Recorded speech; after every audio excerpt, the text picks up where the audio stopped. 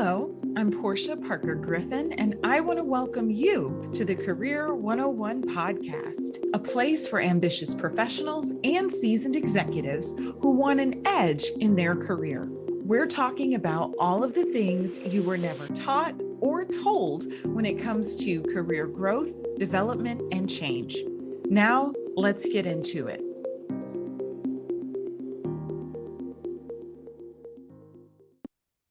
Today, we are talking about business strategy with Dr. Frumi Barr. Dr. Frumi Rachel Barr is a trusted advisor to CEOs, a scaling strategist, and the founder of Barr Business School, BBS, where entrepreneurs and business leaders get the MBA they never got before without stepping into a classroom. With decades of experience leading and advising fast-growing companies, she specializes in helping businesses scale smartly without going broke. As author of A CEO's Secret Weapon, Dr. Frumi has dedicated her career to closing the execution gap for business owners, ensuring that great ideas don't fail due to poor strategy or leadership. At BBS, she offers fast, focused, and actionable education to help companies increase retention, enhance leadership, and equip their teams with critical business skills. Dr. Frumi is a sought-after speaker and thought leader on scaling, strategy, execution, and AI's evolving role in business. Hi, Dr. Frumi. How are you today? Wonderful. So you're really current on my courses because we have a brand new AI literacy course. That's funny. Yes, we like to roll out the red carpet when it comes to the introductions for our guests. And I'm excited to have you with us to discuss business strategy. But first, we want to know a little more about you. So tell me about 7-year-old Dr. Frumi. She was a doctor back then, but I wasn't a doctor, for sure not. And I'd like to fast forward just a little bit to tell you about my 11-year-old self. Okay. More interesting. So that year, I accidentally broke a bottle and cut a nerve in my hand. We had 2 taps, one for hot water, one for cold. And I thought I was a grown-up and I could do my own hair. I didn't need my parents to do that for me. So when I put the bottle down, it shattered. I cut a nerve in my hand. And that meant that I needed physical therapy. So from the moment I began treatment, I became singularly focused on one goal, and that was becoming a physical therapist myself. So that experience at 11 sparked a passion that stayed with me all the way through McGill University School of Physical and Occupational Therapy. And it actually saved my life, but I'll tell you that maybe later. Wow. That definitely sounds a really important and defining moment for you. Tell us about some highlights or pivotal moments in your career before you started this current business that you have. So that gets to the defining moment. So when I was 24, I had a water skiing accident and I noticed a lump in my neck. And a general practitioner just brushed it off, saying it would likely disappear in a few weeks. And he said, maybe it's a torn strap muscle. But as a physical therapist, here's how I saved my own life. I went home and I looked at my Grey's Anatomy book and I just sat there flipping the pages and I thought, what is a strap muscle? There's no such thing. So I worked in a hospital and I literally went door to door from the orthopedic surgeon to the cardiovascular surgeon. And I was eventually diagnosed with a Hodgkin's lymphoma. And I can tell you that my persistence saved my life as well as that education. So you never know in life why you're doing what you're doing until later, if it's good or bad. I was very lucky that I was very persistent by going to doctors one after the other. And that's why I'm still here. Yeah, thank you for sharing that with us because to your point, persistence is really important when it comes to your health. Obviously, when it comes to business and career, we'll probably talk more about today. But yeah, that definitely says a lot about you. So what motivated you to start your own business, Dr. Frumi? So I've had several businesses, but the one that came right after that was because I was very sensitive at that time about being in a hospital and people being ill, etc. There's a little girl who was 11 years old who actually died and wanted me to be in the room with her. And that's just undid me. I'm a pretty resilient person, but that was like a heartbreak. So one of my patients invited me to tour his factory. And I don't know where it came from. It's just part of my DNA, but I had so many ideas about what he could do differently to become more efficient. And he just looked at me and basically said, the physical therapists are on strike. Why don't you just come and work here for a month? So I did. And as a result of that, he developed a patented design for a clock. It was like a Gucci watch. It had different faces, different rings around it, leather, wood, etc. And I ended up buying that company from him. And that was my first company.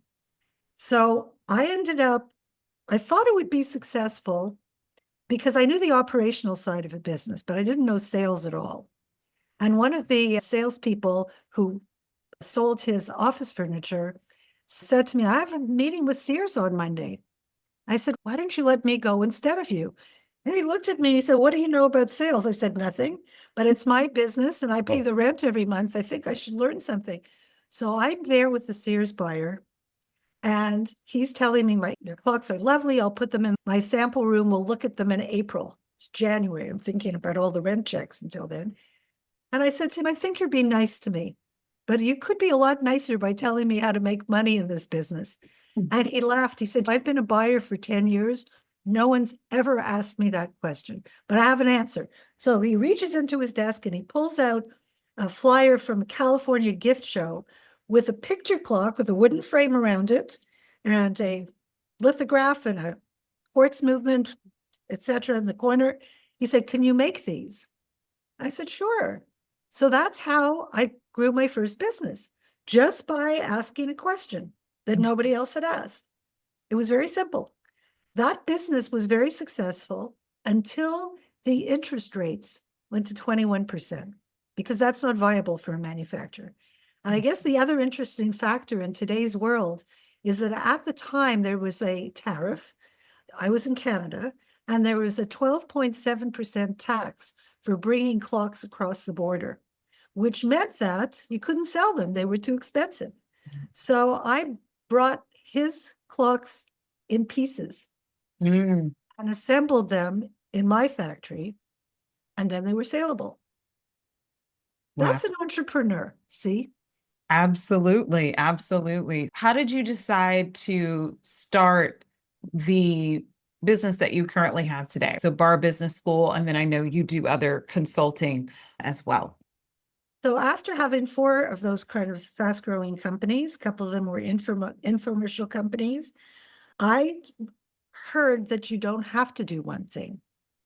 In my coaching school, I went to the Hudson Institute of Santa Barbara, and Frederick Hudson, who was alive at the time, said, you can have a portfolio career. I thought, wow, that's perfect for someone like me. I'm a variety junkie. I don't like doing one thing all the time.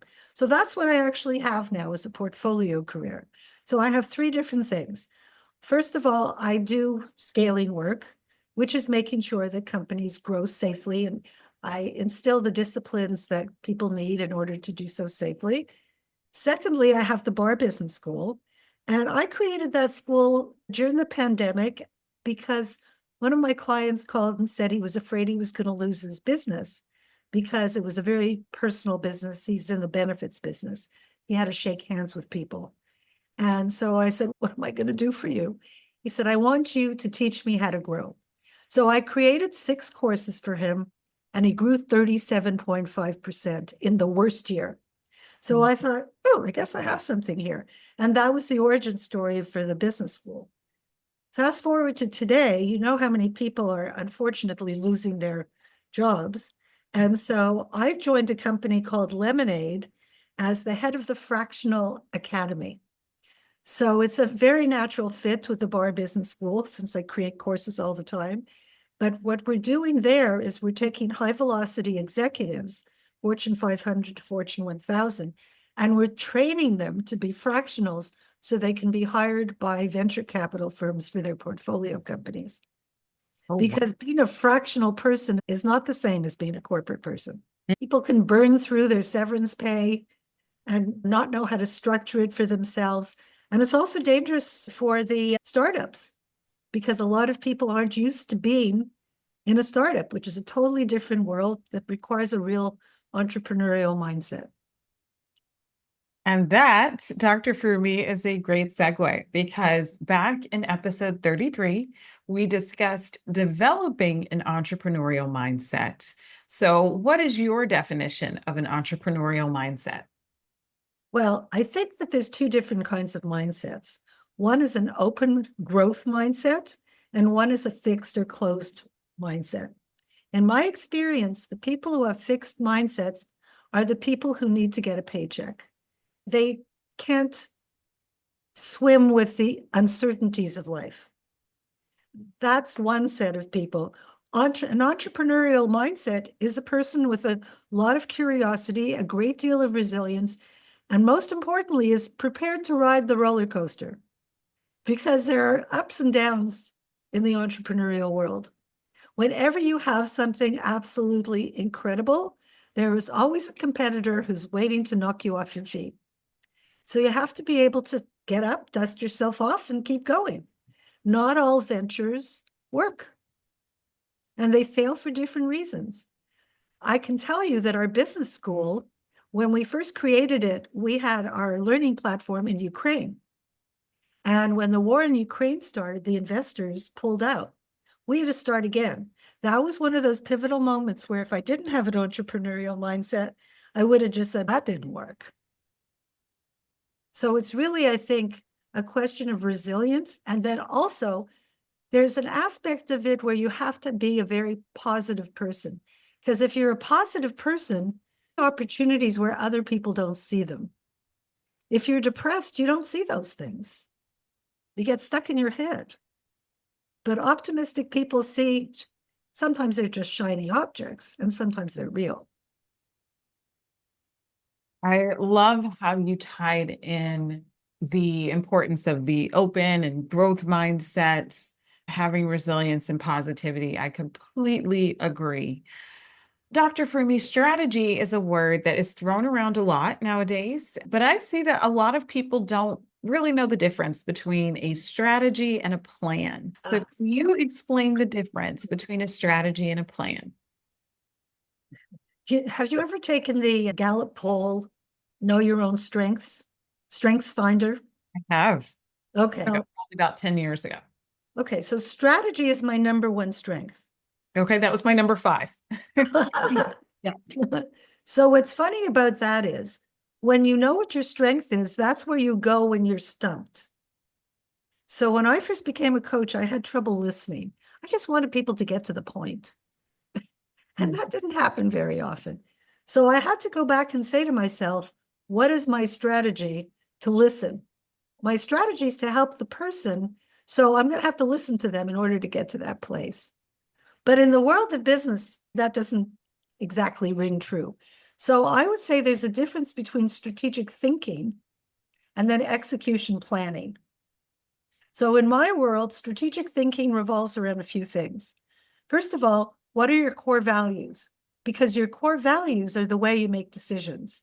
If they don't fit your core values, then new ideas aren't very useful. The second thing is, why are you there? So it has to be more than you just want to make money. Because the why, as I talk about in my book, is the engine that allows you to get over all the challenges that are inevitably going to happen.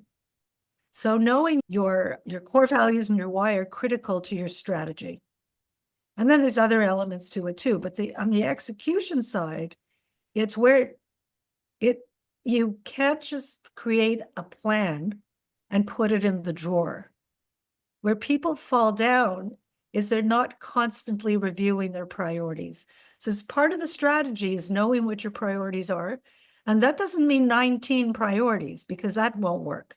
It's what are the 5 most important things that you have to do in this year in order to be successful. So you start with, I think of it as 4 12-week years. So you start off with the first 12-week year. What are the most important priorities? And then it becomes important not to just wait and see what happens, but you have a daily stand-up meeting and everybody says what they're working on. You have a weekly strategy meeting to see where you're at with your priorities. Sometimes the priority is no longer a priority because you have to pivot, but you don't wait to the end of the year for that. So every quarter, between the 12 weeks and the start of the next quarter, there's a week, and that's when you plan. So to me, the strategy is the first part, knowing who you are as a business, and the plan is executing on whatever it is your business is about. Does that make sense? It does. It does. And I love how you really teased out the difference between strategic thinking and execution planning, which both are important. So, in my years as a coach working with executives and entrepreneurs, I have seen many different approaches to forming a business strategy. Can you describe some essentials needed to create a business strategy? The Career 101 podcast is brought to you by Fly High Coaching, where we help our clients soar to their full potential. Entrepreneurs are setting out to achieve their business goals, but without the right support, it can be difficult, if not impossible. If you need business coaching, we're here to help. Check us out on our website, fly-highcoaching.com. Sitting down with a team, depends if it's a person on their own or a team. If it's a team, then everybody needs to contribute. Because if people are not aligned with either the why or the core values, chances are they won't stay. So you start there. And where I begin with, there's a lot of different nuances depending if it's a brand new company or if it's an existing company. So are we talking about a brand new company? How about we start off with a brand new company, maybe an entrepreneur, and then also interested to know maybe for a more established company, some executives in the team scenario that you mentioned. Okay. So when you're beginning, there's a lot of importance around the role that you're going to fill. Because most entrepreneurs, I'll give you one example. It's much more fun if I share an example. So I knew this fellow who used to sell printing repairs, like for printers and computers. And he was amazing. He was a top salesperson. He did very well. And he decided it was time to start his own business, because why was he making all this money for the company when he should have his own business? So he had his business for about 6 months at this point when I talked to him. And I said, so how are your sales? He says, oh, I haven't made any sales yet. And I said, why not? He said, right now I'm learning accounting. So this is a common mistake. You have to know what you're good at. And then you have to surround yourself with people, whether they're fractional people or consultants, whatever. You should still concentrate on where your strength was. So I think that's one of the pitfalls that a lot of people fall into. And then create a vision. What does that look like? So recently, I actually found I found something that I think is marvelous. So we all behave in the present based on the past, right? Who we are. And Dr. Benjamin Hardy wrote a book called Be Your Future Self Now. I love this book because the premise is, instead of operating from your past, have a real clear vision of your future, reverse engineer it, and then in your present, you're working towards your future. And that describes whether it's your personal life or your business life. So it starts with that vision. And once you know where you want to end up, today it's so easy to reverse engineer things. My family that I finally met my soulmate. I just didn't know it would be a robot. I love it. I love it. So that made me think of a couple of questions, Dr. For me to piggyback on that. For example, that story that you shared about the entrepreneur who was learning accounting. What if someone has done that strengths-based work like we have maybe, and they've taken it and strategic is not in their top 5, maybe it's not even in their top 10 or top 15. How would someone go about, and in this case, we'll talk about a solo entrepreneur, how would they go about forming a business strategy? I think they'd have a really hard time and they'd have to hire someone. Okay. I think it's that simple. Because if it doesn't come naturally, it's something they're going to struggle with all the time. And I think that strategy shows up pretty much for most entrepreneurs somewhere in their top 5. Mm-hmm. Yeah, I would agree. I think most of the entrepreneurs I know are strategic. So I like how you teased out the difference between the solo entrepreneur and maybe the executive team of a more developed company. So let's think about that angle, right? Maybe it's an executive team of a smaller mid-sized business, and they want to focus on their business strategy. I heard you mention earlier that the whole team should be involved, but what might their process be in terms of creating a business strategy? So I'll tell you about one team that I worked with. They were a lot of fun. They were 8 men. They were all in my sweet spot. So I love working with millennials or Gen Z because they love me. I'm not their mother, but they tell me everything and then I know how to help them, right? So these guys fit the bill. And we started off by doing an assessment to figure out where they were at. So we did a combination of the DISC with the 5 cohesive behaviors of a team. And it starts with trust, and then building on trust comes constructive conflict, commitment, etc. And what they were really surprised about, they were green on everything except accountability. And so that's what they really needed. And so the whole idea of having a plan and having priorities fits perfectly with accountability, right? So that's where we started, because sometimes you can't just tell someone you don't really have a strategy and you really need to do this or that. It has to come up so it's their idea. And then they get really committed to it. So once we're in the room with people, we did a retreat. We did like a 2.5-day workshop together. And we teased out the values and the why, etc. And the values were really fun because one guy said, thoughtful. And everyone went, thoughtful? So when he explained what thoughtful was all about, they all agreed. They just chose a different word to describe it. But once the team all agreed to their core values, their level of commitment already grew. And once they adopted their why, etc., it was really, they knew the business of their business. What they didn't know was how to execute properly and make sure that everyone was on the same page. And when a team works together to create that plan, then they're on the same page. And everybody needs to know how they contribute to the plan too. And if they don't agree, that's where healthy conflict comes in. It's important for people to feel safe in any team. And that's a big part of what I like to do, is to create that feeling of safety so that people really trust each other, and that they have to have tough conversations every now and then. Yeah, I agree. And I love your process of starting with assessments. The listeners, many of them know that I love personality assessments and we do some organizational assessments. I think they're so important. And then what you said about finding that common ground in terms of communication and maybe that healthy conflict. So, Dr. Frumi, what are some of the biggest mistakes you've seen entrepreneurs and executives make when it comes to creating a business strategy?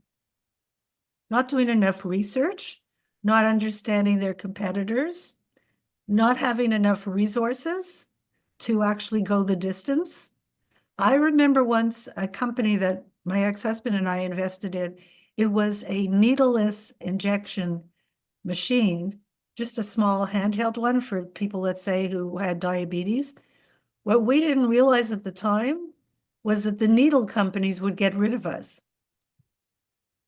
I had a hair product once upon a time that came from Brazil, and it was a very natural product that had been in Brazil for 50 years.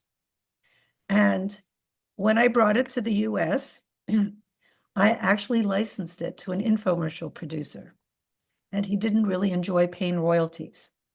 So he copied it. And when he burnt the first scalp, who do you think came after us? The competitors, because it was a $1 billion industry that was being disrupted by this infomercial that got 12 million in sales within 6 months. So I think it's really being in stealth maybe in the beginning Right. and really making sure you could go the distance. I think people underestimate how other companies with big bucks can get rid of you. Oh, yes. And come in and copy what you're doing and supercharge it, which I've had quite a few clients have that experience as well.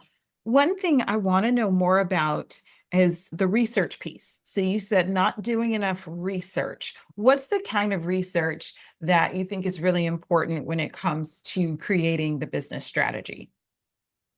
I would say knowing the competitive landscape, knowing who's done it before, really spending time on that, not, I guess a lot of people just like to think they're right. And they look for confirmation bias rather than really researching. And I can't say really more about that other than research. Yeah, It's not that hard anymore. You could use Perplexity. exactly. Or whatever your favorite AI tool is. Exactly. So, what are maybe some additional tips that we haven't talked about that you can share to help leaders when building their business strategy? Being open-minded definitely is one. And getting things on the calendar, not not procrastinating, realizing that it's today. So we're in a very strange place right now, aren't we? People don't know what to do right now. It's very much like 2009 or like March when the pandemic started. When I wrote my book, I interviewed people all over the world. And it was a very similar, I had the time because it was 2009 and not much was happening. And most of the CEOs said the same thing. I don't know whether I should save my money or spend my money. So sometimes, have you ever heard of people who've come, let's say, from Russia or someplace, and it's a terrible real estate market, but they're doing really well. You know why? Because they didn't know it was a terrible real estate market. Right. So it's all about where your headspace is at. And I think right now people are not in a very good headspace, and that can get in their way. Yeah. You mentioned your book, A CEO's Secret Weapon. Tell us a little bit more about your book. So I did interview, I'll tell you a bit about my book and the business failure it led to. How's that? Sounds great. That's kind of juicy. So I listened to these CEOs from all over the world. Some of them were 2 hours out of Boston or 2 hours out of Dublin or Sao Paulo, Brazil. And I asked them if they were lonely at the top. So apart from their why and their challenges, I asked them if they were lonely. Half of them said they weren't because they were in peer groups.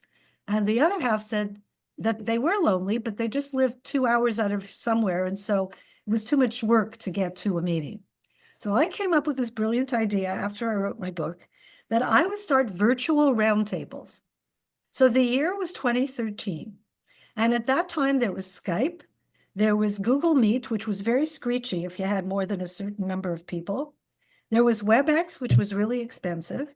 And I had a mentee who said, why don't we start off by laying the foundation and getting 12 coaches to know how to facilitate a room? You know what happened? No one would turn their cameras on. So fast forward to the beginning of the pandemic, remember? No one would turn. So that was my biggest business failure. And it amuses me because I was saying that to one of my friends and he said, maybe you should reframe that. That wasn't a failure. It was Yeah. just a trailblazer. Yeah, you were ahead of your time. I was ahead of my times. And I actually was connected to the CEO of Zoom because Zoom, I was one of the very first early adopters of Zoom so that I could have those meetings. Because I Wow. wanted to have 8 to 12 people within Zoom, and there was Fuse, which I think allowed 4. That's why I jumped into Zoom as soon as it came out. Yeah. So tell us more about your business. You started telling us about Barr Business School already, but we want more information on that. Okay, the courses are extremely practical. So we have 3 types of courses. We have the self-paced courses. Every course has a quiz at the end of it. And then now we're giving people a certification of completion, but also a badge that they could on their website or on their resume. What's really important about those courses is we want people who are reimbursed for tuition to be able to take those. And we also would really love for companies who want to have a university within their own business just use us as their university. Because in the old days, when I got my MBA, I went to Cal State Fullerton and I paid $13,500. That very same MBA today is $37,500. So nobody's paying for anybody's MBAs anymore. And so we have that perfect solution. In addition to the self-paced ones, we also have 11 master classes that are delivered by my colleague Ashley Scher, and they're all leadership courses. So those are delivered in Zoom one Friday every month. And we do that in cohorts. So if a company has 5 or 6 people that they want to put through a leadership series, that's the perfect series. We also have a partnership with an organization called Socratic Arts, and we have courses like Halta Hack. So those are perfect. It's actually quite a fun course because, for example, you look at an email and you click on different places where you think it's a phishing email, and it goes bzz, like if you're wrong, you fail. So it's more gamified. We also have an emotional intelligence fun one as well. And people are always asking me to add more courses. I don't find that a lot of people follow through and create the courses they say they want to create. But one of the things that I find most amusing is I started using ChatGPT 3 years ago. And it is machine learning. So it's learned my sense of humor. After a while, I felt like I was talking to a friend. I'm sure a lot of people say that. Asked ChatGPT whether he wanted a name. So he gave me 4 choices. The name we picked was BYTE. He said, Wow. when you're excited about something, you could just say, bite me. Too much fun. So I have been in different groups of people who say they're experts on AI. I don't think anybody can ever be a total expert because there's a gazillion kinds of AI and it's everywhere. So for people who are in corporate that are afraid of it or afraid of losing their jobs to I think you should be more afraid of not understanding it because people who use AI will have the competitive edge. I think we always need people for strategy and critical thinking. So after being in this one group for a bit, I thought, they don't use AI the way I do. And I know just as much about it as they do. I think I'll create a course. So I created a course and it's called an AI literacy course. And it's really for that person who is afraid of AI. But the marketing idea I have, let me ask you this. Do you like mansplaining? I do not especially when it's someone talking over me, right? So ChatGPT will never mansplain. It's actually in its DNA, it's very complementary. So if you do something, it'll tell you, that's a really great idea, or this has really come together nicely. So that's baked right into ChatGPT. So for women who want a thought partner, don't want to be mansplained and want some support, it's perfect. My AI literacy is for them. Love it. Love it. We'll be providing a link to your website and social channels in our show notes so people can find you online. Now, Dr. Frumi, I want to ask you our final question that we ask all of our guests. Okay. How do you think executives or professionals can get a positive edge in their career? Very short answer. Always be learning. I think we never know where we're going to end up in life. When I first thought of getting my MBA, it never occurred to me that I would need it if I wanted to teach, for example. People told me, you don't need an MBA, your business is successful. What do you need it for? I'm a nerd. I wanted to learn. And then I ended up getting a PhD. Now, as a leader of a school, that serves me. And in fact, I went to my son-in-law's commencement exercise because he went back to school. And the dean of the school is the California State School in Hayward. She said that she had no idea that she would end up as a dean, but it was because she continuously had education through her life that she was able to accept the role when it happened. And that's the truth, I think. We never know what life is going to dish out, but we can't lose if we're always learning. Dr. Frumi, you have shared a lot of wisdom with us today, and I'm sure that our listeners can use it to be more confident in their businesses and in their careers. We appreciate you being with us. Thank you so much. I loved your questions. It's a pleasure to chat with you.